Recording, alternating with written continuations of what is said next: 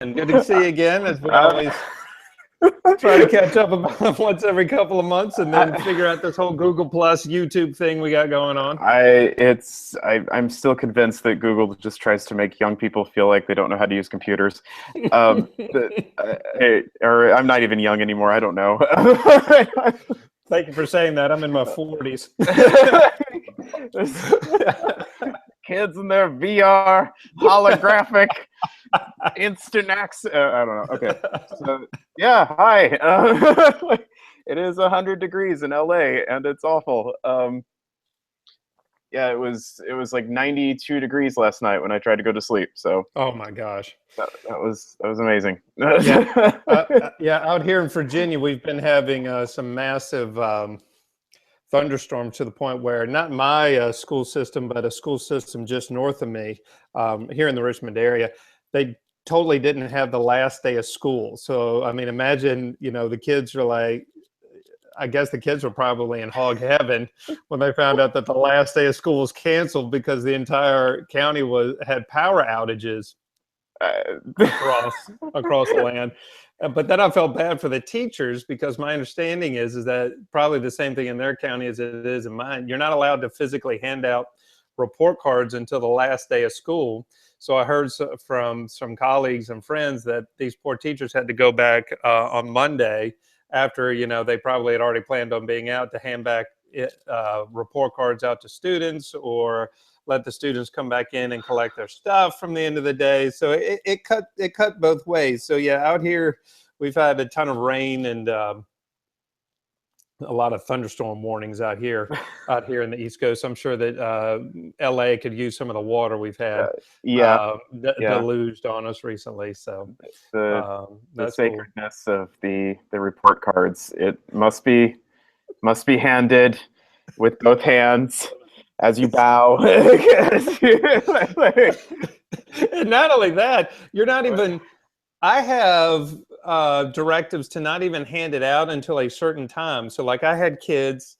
I don't quite understand this point, but I would have kids come to school on the last day of school, but then they would go home early, midway. It was still a half day, but parents are running errands.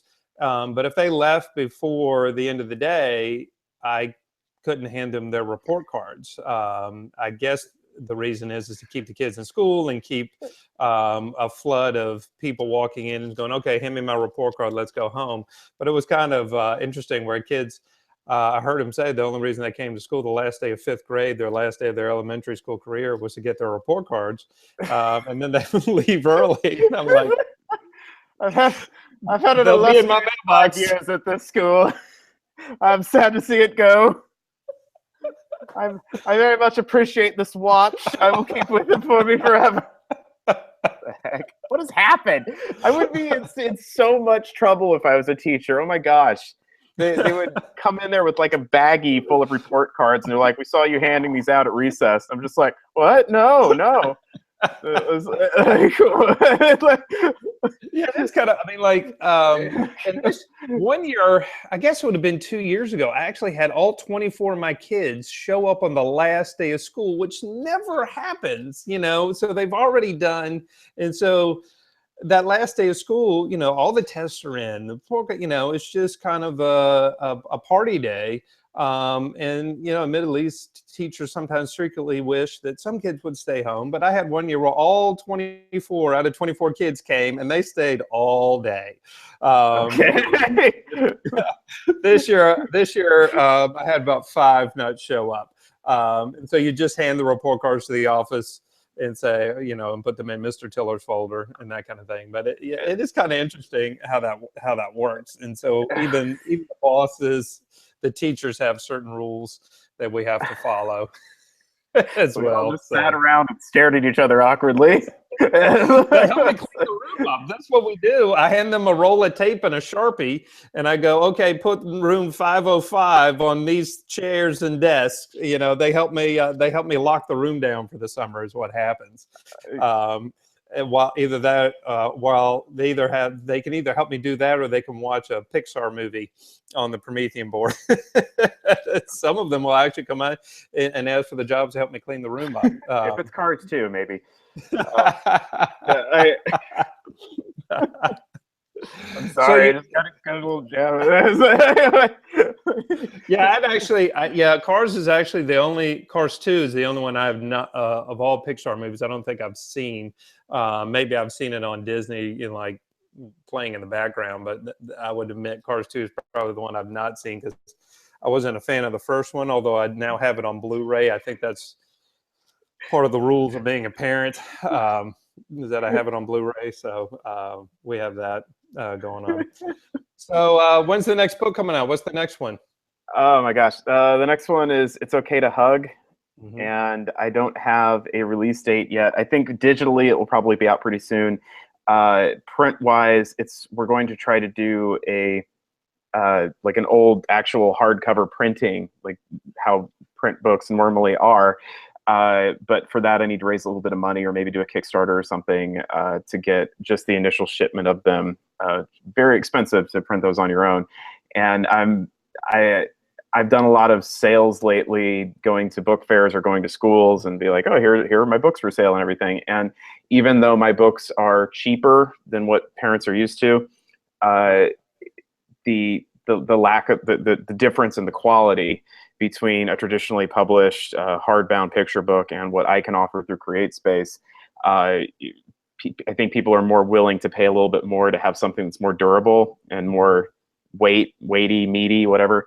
So we'll see. But this book all started because of some conversations I've been having on Instagram, and I had parents of autistic children talk to me, and just, I was just talking about like what is it like to have an autistic child? What are some of the challenges you face? And one mom who has 3 children on the spectrum, actually at different points of the spectrum, so way fun.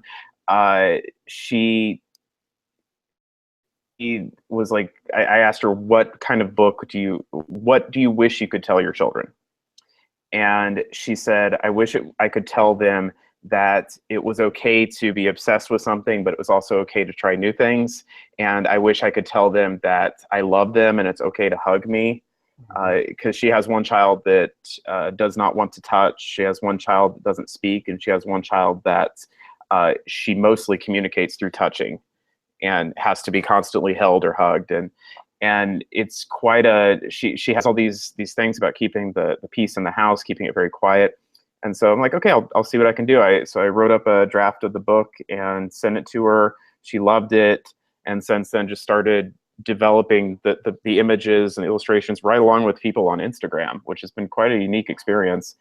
And we just now started coloring it, and yeah, I don't know. Going to try That's to. very cool. Well, I like it. I like 2 things. One, the trying to get it into hardback, which is on my to-do list for a couple of my books.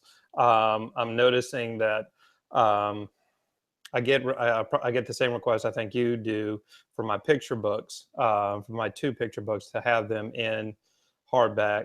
I don't really get that request for the middle grade books, and even for the 2 Kevin chapter books, but for the picture books I have out, I do tend to get a lot of requests for the hardback books.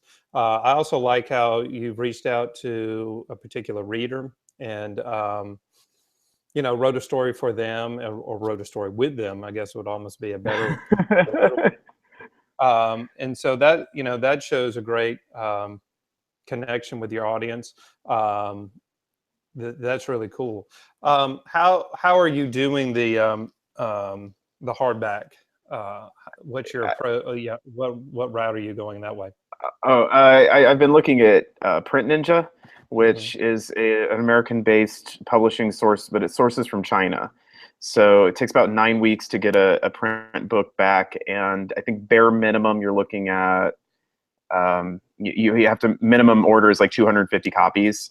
250 to 500. So it's a matter of like, okay, what you start really getting into the business side of all this, which is like, how much does it cost me?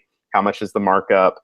How do I include shipping? What's the tax? What are people willing to pay and stuff? And you really start to see from the publisher's perspective why books are $17 or $19 or whatever on the store shelves.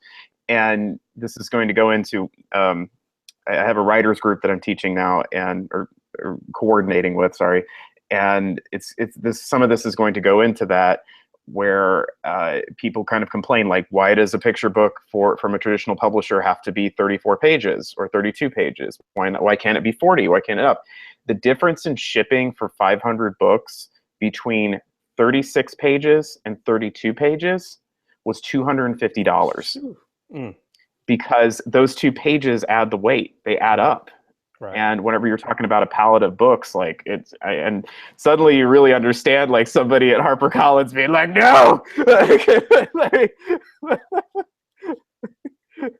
I don't care, cut something out. Like, so that's an interesting experience, and it's gotten me thinking a lot about maybe redoing some of the older books. Monster Ate My Socks, I will probably be remaking until I die. But having a nice, like, hard copy book, like, you know, like this size or something would be awesome. Right. Then, so we're doing that route. I have another book called Zoo House that will also be in print somehow in the same format. So I'm using Hug to kind of teach me about that one. And then end of the summer, going into fall, I think late September, I'm going to release the second middle grade novel. Okay. Soaked did not do as well as I'd hoped, and I think mostly because it was the beginning of summer, and that's the slow part of summer reading. But I released it for summer because it was a summer themed book. But and this next one is going to be controversial. I don't know. How can I say that? Not a sequel to Soaked?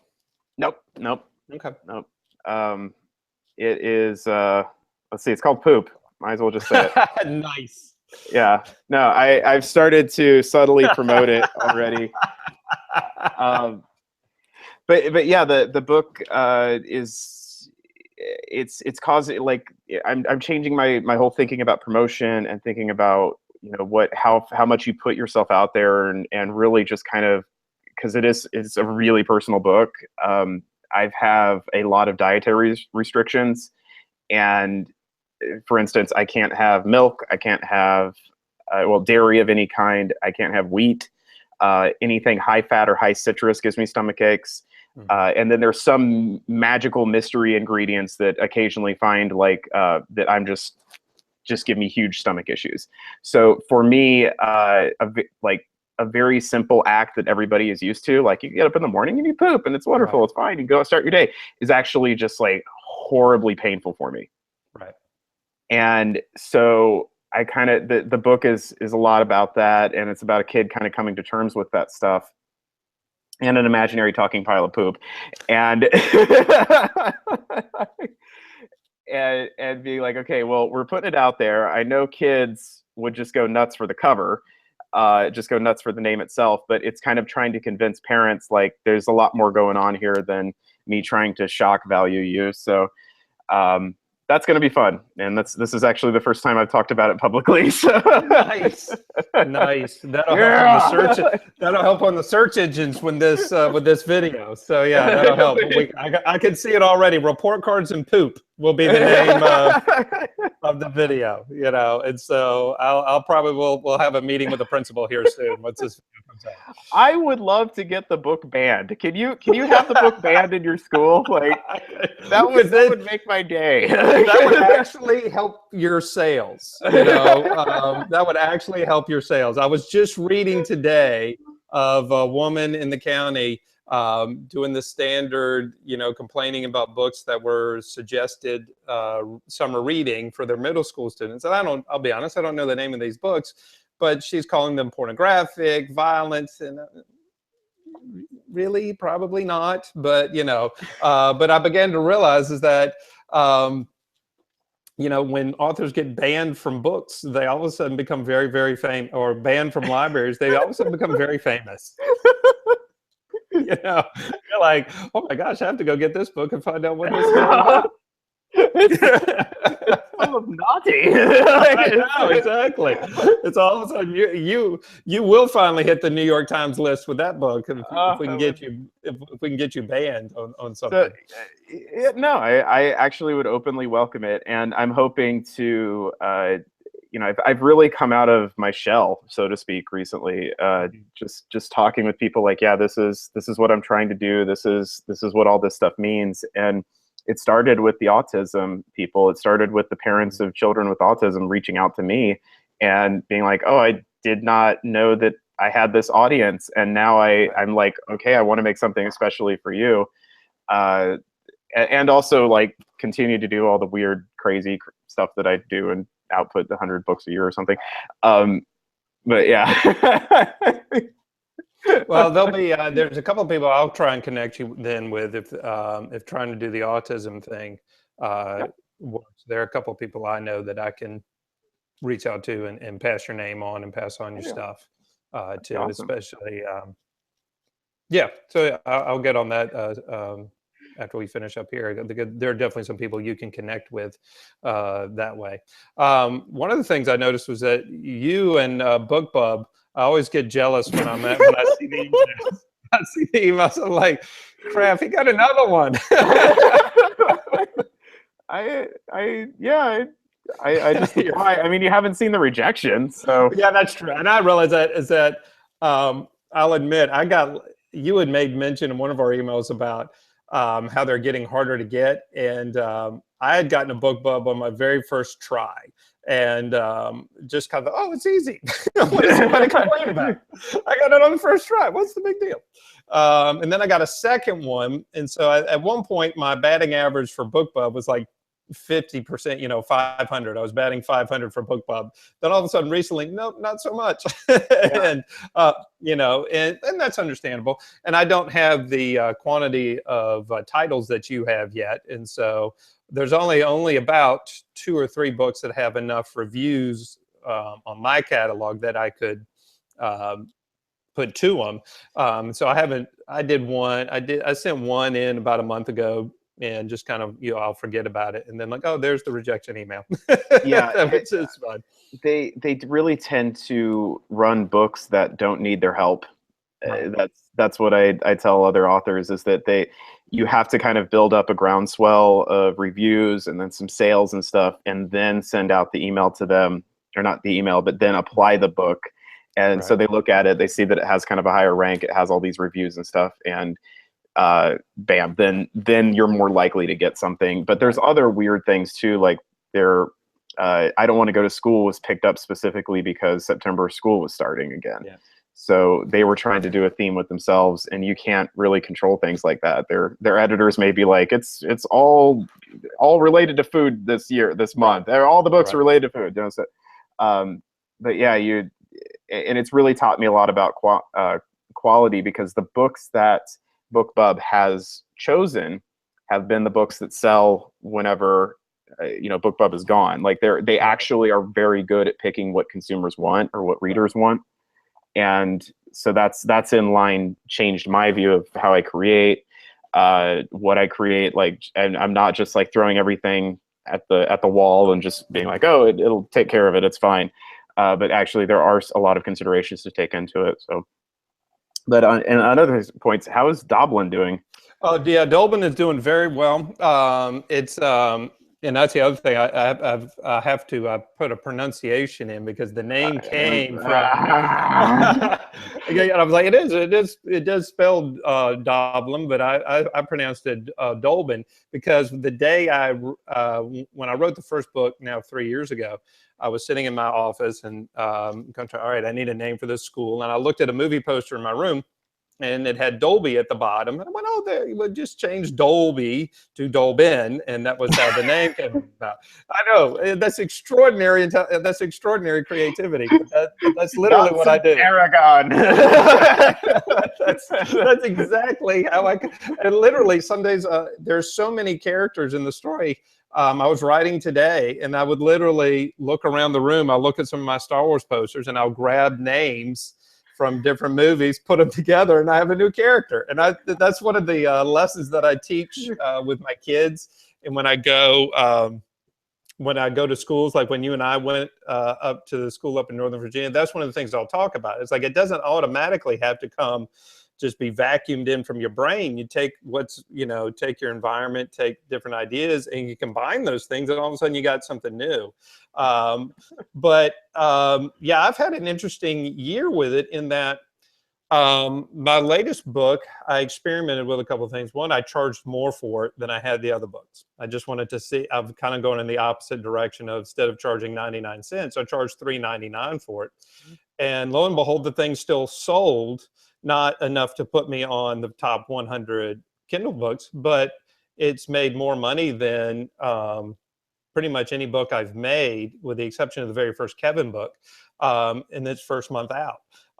In fact, I'll occasionally, I don't know if you ever see them, but it actually does better in England, of all things. I get that, maybe my sense of humor or the type of story it is, but but it's actually on bestseller lists in England, and like it ranks higher in England for some reason. But Dolben is a good example of what you were talking about, where you're writing towards your audience requests.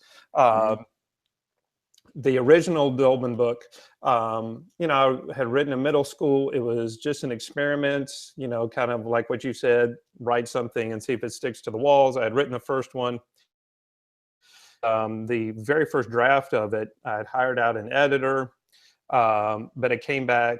There were still tons of terrible mistakes in the editing. So I'd released the book because I thought I'd had an editor. Well, I got back one wonderful Goodreads review where the woman just trashed it for the poor editing. So and my dad had noticed some of the poor editing in it. So I went back and fixed it, but I just kind of went, all right, well, it's done. A couple of people have let me know that the first draft was poorly edited. It's now been fixed, that there were mistakes in it. But what I started happening was I had colleagues come to me and say, either A, they really like the book, or B, their kids really like the book. And then I put out 2 other books. I put out the third Kevin book, and because at that time, that was my series that was selling. And I remember very distinctly putting out the third Kevin book and people going, oh, this is cute. This is great. When do we get another Dolben School book? And I went, really? And then I put out Baseball and Aliens. And again, people are like, oh, this is adorable. This is very cute. We want, literally somebody said, we want the sequel to Dolben School. And I went, yeah, okay, I got you. I got you. And that's just how it worked. And so I put out the second one. This is the thing I learned this year. I put it out in April of 2015. And I did the 99 cents thing that a lot of writers talk about now. And it sold, a few copies, but I think it sold to people that were going to buy it anyway. So consequently, it literally made no money, or it made very little money the first couple of months it was out. And then in May of 15, I got my second book bub, but it was a freebie for the perma-free Kevin book. And all of a sudden, my income went from like, $5, $10, occasionally 20, whatever. And then all of a sudden, after that second book bub, my income for me became steady. And all of a sudden, I was making $50, $60 a month, which isn't, I'm being honest now with my revenue. But for the few titles I have out, that's extraordinary. Yeah. And as time went along, the second Dolben School book, Dark Cloud Rises, began to sell more. Like it sold more after every month. It's like, holy cow, I got to get on to the third book. And I was already writing, but I was just kind of taking my time with it. It's a complicated story, and I did a couple of things wrong. One, I tried to write in Scrivner. I see all these people, in the Scrivener software, and I spent more time trying to learn how to work Scrivener or however you pronounce it, than I was writing. And so that's a mistake. No, there's another. I don't know if you, I don't know if I'm going to become, I'm going to become the world's worst old fogey, because I can't stand Scrivener, and it just seems like it's like, do you not want to write? Then go learn Scrivener. Like exactly. Exactly. And then this killed me. I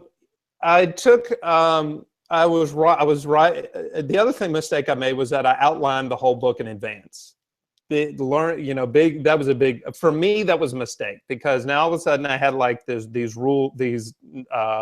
okay, now you're writing chapter 1 and it has to be this. Now you're writing chapter 2 and it has to be this. I'd kind of taken myself out of the flow, for me, the flow of the writing. I think I outlined it just to kind of be able to organize it. But for me, I think it killed the flow of writing. I would be like, okay, now today or this week, I'm having to write chapter 3, and this is what happens in chapter 3, and I can't veer off if I get the creativity of it. But then with Scrivener, I lost a chapter. I was on vacation and using, I would save both one copy in my hard drive on my laptop, and then I would save a second copy up on up in the cloud and whatever I was using at the time. And something went wrong, and I totally lost a full-blown chapter through Scrivener. And I was like, you know what? Microsoft Word has never done that. I've never lost a chapter in Microsoft Word. But the interesting thing is that, so the last book finally came out in May of this year, so just a month ago. I learned 2 things. One, that I was 13 months in between releasing titles. So any new writer watching this, don't do that. Don't take 13 months between titles. 2, I got lucky in that the book before was still selling, and even selling more as time went along. And so I consider myself lucky in that case. And so I got out the 3rd book, and should finish the 4th book now. So I learned from my mistakes before, and I'm very close to, the deadline is to finish the 4th book here by the end of June. Have the first draft done and everything done, and also do the pre-release on Amazon as well. I don't know if you've done pre-releases before with Amazon. I'd done one a couple of years ago, thinking that Amazon did it like other stores, where all your pre-release sales are then counted on the first day release, and then hopefully you get the exactly. And of course they don't. But what I did learn with my last book, The Return of the Professor, is that even though if the sales aren't counted on that first day, what happened is that I had enough sales to register on the hot new releases list, which helped. And so I was on the hot new releases, or it still is actually, on it for a while. So what I noticed is that you get extra time with the pre-release to be on that list of the hot new release of whatever category you're in. So let's say so I only used the new release or the pre-release for like only a few weeks for the last book. But consequently, what had happened was that gave me like 3 or 4 extra weeks of being on that hot and new release chart, which seemed to have helped it a little bit. So I think now I might actually get back in the habit of using the pre-release for 2 reasons. One, to get books on the new hot new release chart for whatever category you're in, and 2, to force me to have a deadline. As well. I see a lot of writers talk about that. Plus, I'd also, in third, if you have a new book coming out and you've got the cover, you might as well start bringing in some sort of revenue from Amazon for the book.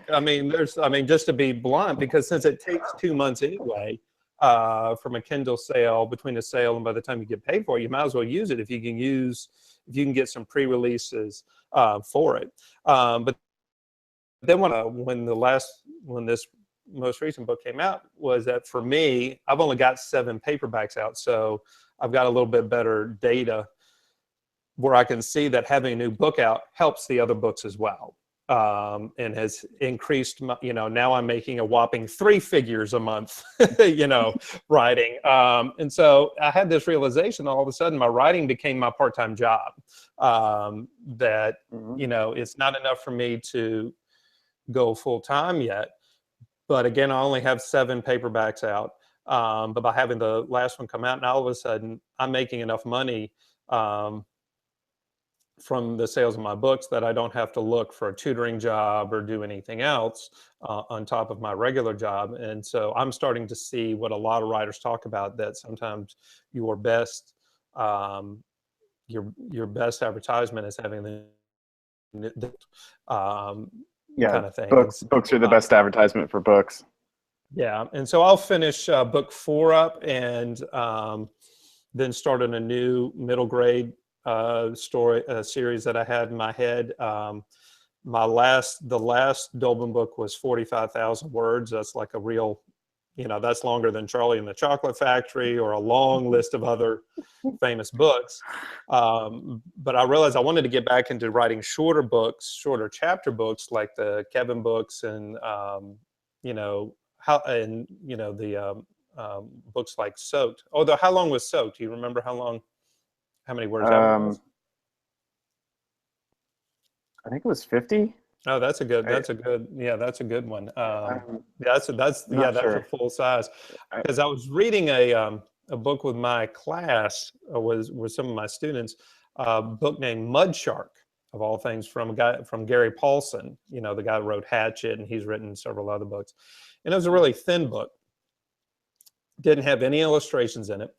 And I looked it up on my phone while my kids were reading it. I realized this was a 12,000 word chapter book, and it had no pictures in it. That was kind of my thinking was that if I was going to write something that short, it has to have pictures in it, much like my 2 Kevin chapter books would be. But the problem gets to be is that because I'm not an illustrator, I have to pay out for illustrations. So I'd kind of held off on writing something that's short again, but now I have an idea after seeing Gary Paulson's work of having this shorter, 10 to 12,000 word book without illustrations. I was like, I can do that, Yeah.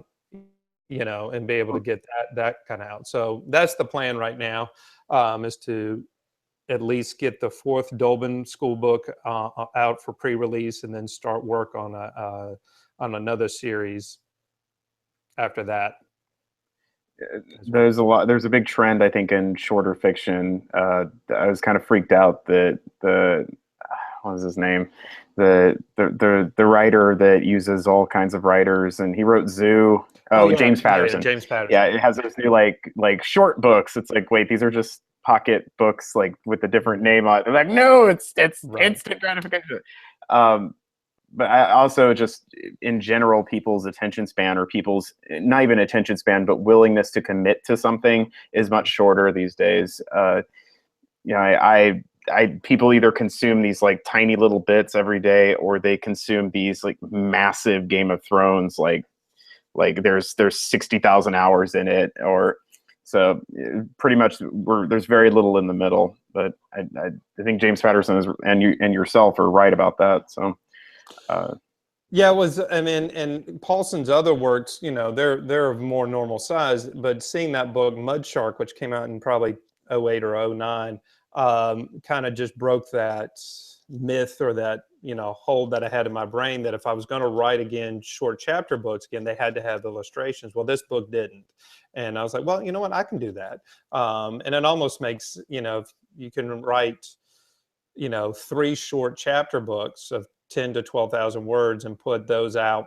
And again, it's not, I wouldn't even say it's necessarily about attention span so much as is about reading level or your audience. If you write a 10 to 12,000 word book, well, that could be for your 2nd, 3rd, 4th grade reader. You're not necessarily aiming for a 35-year-old to be reading those books. I mean, I guess in some ways they will be, because they'll be reading it to their kids. But and it's almost it's just kind of interesting how sometimes we get stuck in these fixed mindsets that a book has to be this long, and if it's not this long, then it's not really a book, or it's a novella or a novelette, or pamphlet kind of thing. I'm not saying you do, but I'm just saying I see a lot of people online. They'll criticize. Oh, that book is 40,000 words. Okay, that's fine. You must have written that in the afternoon or something, you know. Or, But that's, I mean, that's the literary equivalent of a peeing contest. Right. And that's it. Oh, that's a good way of phrasing it. That is exactly a great way of phrasing it. I mean, the number of words is however many words it took to tell that story. Right. Like Right. that's it. Right. And other than that, there's certain formats that do have strict word or page limits. You know, 120 pages for a screenplay, 250 words for a picture book. Those are limits by form.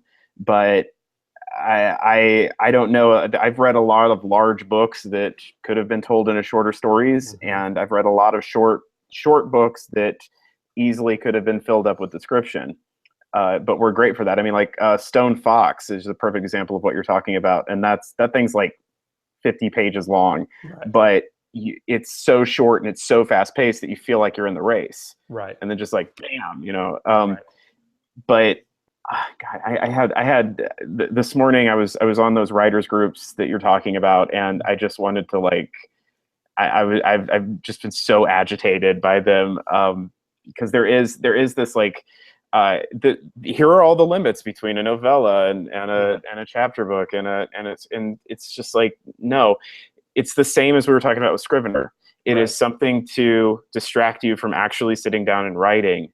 And it's something for people who aren't writing to talk about to make it feel like they're writing. And there was a lady the other day that was screaming on Reddit about how children's books don't need to have a moral and they don't need to be serious. And I'm so sick of people thinking that children need to be adults and you know, they don't. They want to be kids. And I'm just like, well, actually, most kids' books that are considered classics have this like element of fun above it, and then below it there's meaning. And the reason for that is because parents are also reading these books, and they don't want to be bored out of their mind. So, so you're not just writing for one person, and it, you know, of course, you know, you don't say anything because it's the internet, and you can't say anything.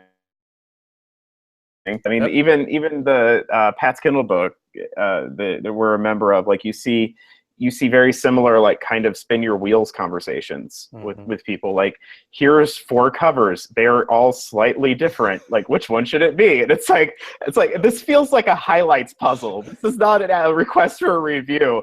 I'm like, it's like so. I think I've sent out one request for a cover look, in that, like, I think the second Kevin book, my illustrator came back with like 2 different colors, same illustration, just 2 different background colors. And I had my theory on which one to use, but I just kind of threw it out there on Google one day and got quickly back my vote. But it, you know, I could have gone either way. But since then, maybe I'm doing it wrong, but I don't ask for anybody else's opinion. When I get my cover back from my illustrator, I go, do I like it? Done. You know? Yeah. That's kind of, I don't know if it's working enough right now, you know, of confidence to go, I know that if I can see the cover in a thumbnail and if I like the cover, then we're done, you know. But I kind of feel the same. I kind of feel the same way. Yeah, like, I mean, there is a difference between, you know, communicating with your audience and giving your audience what they want, doing what you want to do, and also just taking blanket advice from complete strangers. Right. And the problem with the internet is that we all have equal voices, and you can't tell who's an expert and who is a 12-year-old kid with a really loud opinion, and that's where the confusion comes in. And I see people paralyzed all the time with, like, you know, what should I do? Should it be more than 50,000 words? It'd be like, no, if it's communicating with yourself, have faith in your own work, have faith in what you're doing, and have faith in yourself for the little crap. Like, yeah, get feedback, awesome, do that. Don't let it paralyze you, and furthermore, don't let it cripple you. Because I've told people before that the best way to stop writing is to join a writers group. And no, you just go in there, you get picked apart, and you're like, well, I guess this sucks. I suck. Everything sucks, and like, I'm gonna go do something else now. You know, so it's like, Yeah, what I with my last book, I had sent out to my email list, requests for early readers or just advanced readers to read the book. Silly me expected that people that were going to request an early copy of Dolben 3 would have read the first two books. I was wrong. And one of the first responses I got back from it was, there's violence in this story and there's promise of more violence later in the book. My children will not be reading this. And I kind of felt bad for a second. And then I realized, wait a minute, the guy hadn't read the first two books. I was like, on the cover of the second book is the explosion at the school this guy's complaining about. And then on the cover of the first book is a military helicopter hanging out above a school. Yeah, I'm not gonna, this is on you, buddy. And because I think a couple people, they came to me probably through the Kevin books. Mm-hmm. And still are expecting Kevin, they're still expecting. And I'm like, well, a couple of things. One, nobody dies in any of the Dolben School books, at least not yet. But, there's no, there's no, in any violence that is dealt in the book is dealt either in the event of an accident or of a real life, fight. I'm a teacher and everybody has seen fights at school. To pretend that they don't exist is silly nonsense. But that's a good example of like where simply because you have an opinion about something doesn't mean that one, that your opinion is correct. Two, that because you have that opinion, other people are going to think about it, are going to think the same things. Because I had two people kind of early on send me responses that way, but I'm like, the book is selling now. I've made more money on the third book in the series than I did on the previous book in the same amount of time, a lot more money. So I'm like, Yeah, that's just how it is, yeah, that actually made me think of I'm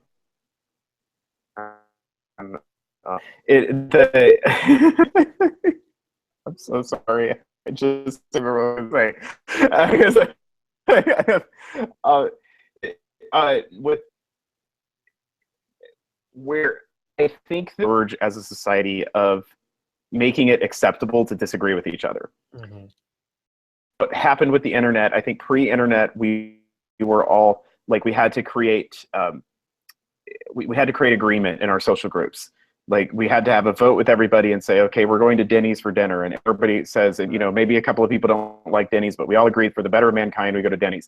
And that transferred over into internet. And there's sort of this expectation that if I say something, you must agree with me. And if you don't agree with me, you are wrong. And I will type out this 80-page Facebook reply telling you how you are wrong. And there's this YouTuber under the name of I Hate Everything. And his videos are hilarious, but his greater social point was saying that my dislike of something does in no way detract from your enjoyment of the same thing. Right. Where a person can like Star Wars and another person cannot like Star Wars. Right. They were both correct. No, you're trying to get me to jump on you. Yeah, I'm baiting you. Yeah. You're baiting me. So, yeah, look at where's the camera? There we are, right there. Look at this. There's Yoda has water. You don't. If Kylo Ren would have been Jar Jar, it would have made everything make sense. Everything would have made sense. Like yes, or even if Smaug was what is his name? The Snoke. Snoke, yeah. If Snoke was Jar Jar, like a really messed up, like I've been on a planet for too long, Jar Jar, like my face, like yeah, like that. But then again, if you like, me so disappointed in you, Kylo. me so bring him to me. Anyway. So yeah, I think we're kind of at a point where, at least in my own work, where just like, look, I'm putting this out there. If you don't like it, then there are literally a billion other options. Mm-hmm. Right. but I know that there's somebody out here that will like this. And when I did a preview release for Nuts as well, I sent out to my email list, do you want a free copy? Like, would you like to leave a review? Here's what's happening. And everybody was enthusiastic about it. Everybody gave great reviews, save for one person. And she said, this family is completely unmannered, and they don't care about each other, and I can't in good conscience give this a good review. And I said, like, I kind of responded back to her. I'm like, what of my books do you like? Because there isn't anything Tea Party pleasant about any of my work. Right. And I never heard back from her. But there is a group of buyers of children's books or readers of children's books that want an idealized environment. They want, and I do call them Tea Party readers, where it's a little girl, they have a tea party, there's no conflict, a friend comes over, they leave, it's happy, it's wonderful, everything's awesome. If those types of people have so much content that they can have, and I think it really does artists a disservice to try to say, like, what, Martin, you shouldn't write violence into these books at all, or AJ, like, your family should be polite. And I'm like, no, I tried to make a realistic family. Right. If this is your realistic family, then wow, like, good job. Like, but but it goes beyond that. Like Facebook disagreements. I think we need to come to a point where it's like, that's awesome. Your opinion is your opinion. Like, that's, like, if you can back it up. And maybe if we get to that point, like, our society as a whole will stop being so gridlocked. Right. Because there's so many things out there that it's like, it's either my way or the highway, and it's like you either, or you're Satan. You either agree with me politically or you are Satan. Like, you're either you like, and it's just, it's too much. It's just too much for people, I think, to handle anymore, and people are just kind of sick of it. And at least me personally, I'm in this phase of just like, I don't even care anymore. Like, I'm going to release a book called Poop, and if that offends you, please unsubscribe. Did you unsubscribe the woman that disagreed with you? No, I didn't. Right. I was very polite, and I just said, like, I actually said, tell me what books that you do enjoy of mine, and I'll keep that in mind for future releases. And I never heard back from her. And she was very nice to me and said, like, do you want me to actually post this review or not? And I said, no, I actually would appreciate it if you didn't. But that's good. That's very fair. And yeah, and I didn't remove her from the email list because you need those. You need some conflicting voices. Right. You need some people disagreeing with you, because every once in a while, those people are going to be the ones who tell you to watch out for that escalator before you trip down it. And it's important. And that's another thing that we're missing these days. It's just kind of like, hey, wow,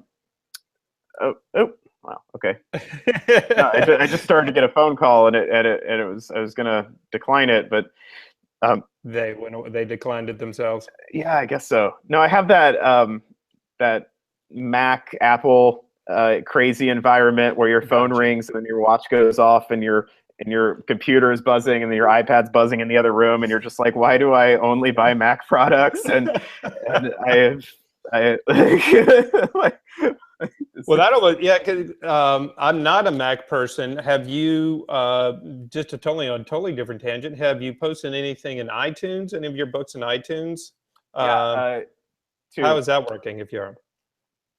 The only times that they've sold anything is whenever I announced it to my list. Mm-hmm. And the sad thing is that the iTunes books are really, you can do some great stuff with them. iBooks, you can do interactivity, you can do widgets, you can do music, animation, everything. But their system is, their store is not set up for searchable content. Right. And one of the benefits, and many people don't even realize that the only reason they have sales in the first place on Amazon is because Amazon is set up as a browsing page. Yep. You go there and you just kind of click around until you find something interesting and then you buy it. Apple is very much like they chose kind of like this minimalistic display over functionality. So it's just like, here's the top recommended books. Here's some more stuff.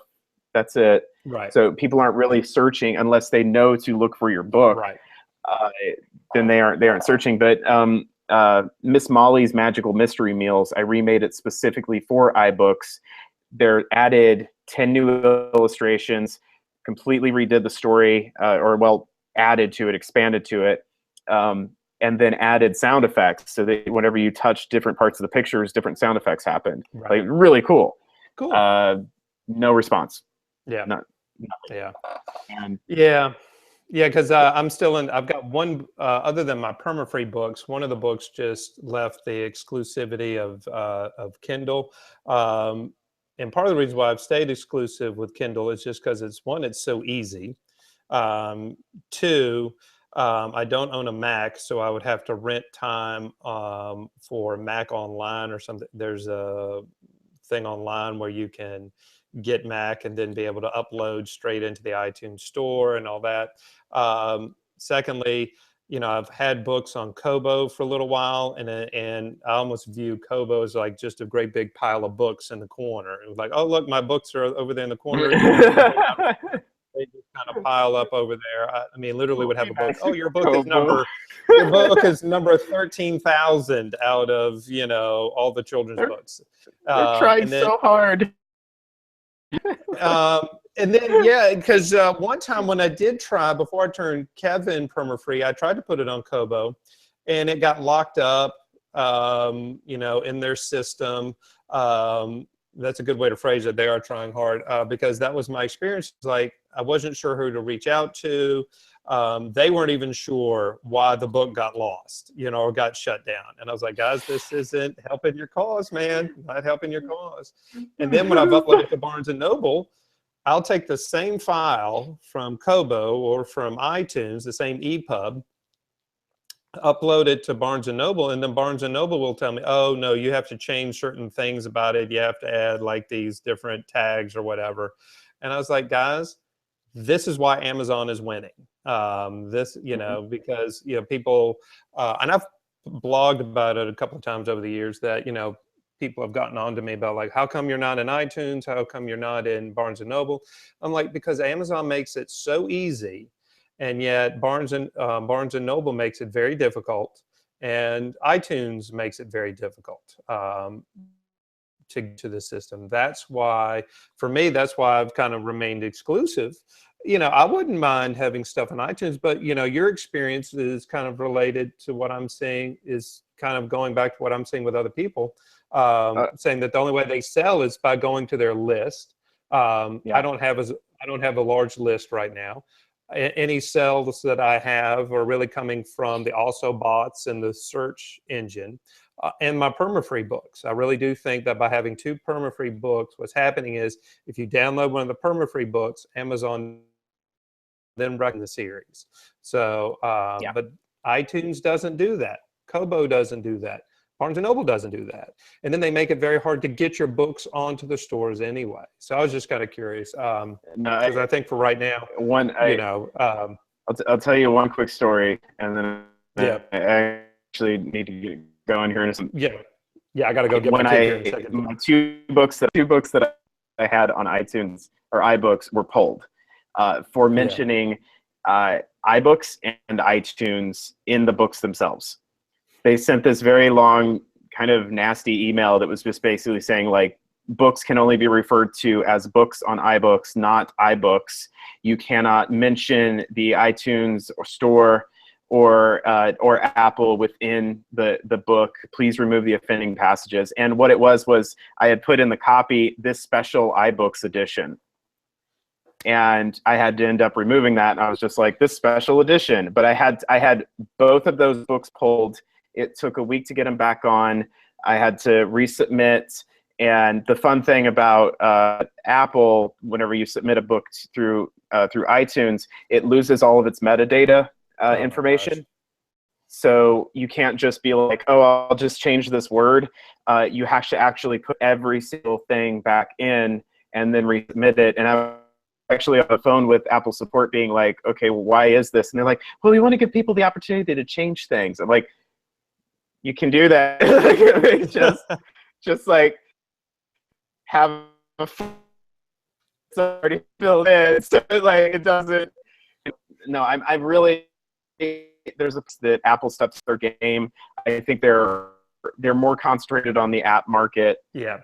It's just another impossible thing to break into. So whatever. So for now, and it's a good time. So okay. Yeah.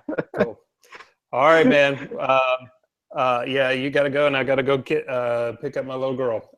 Good catching up with you. We'll be in touch, and of course, I'll email you as soon as I get a link for the video, man. All right, man. Okay. Look forward Thank to you the so work. much. Okay. All right, catch up with you later.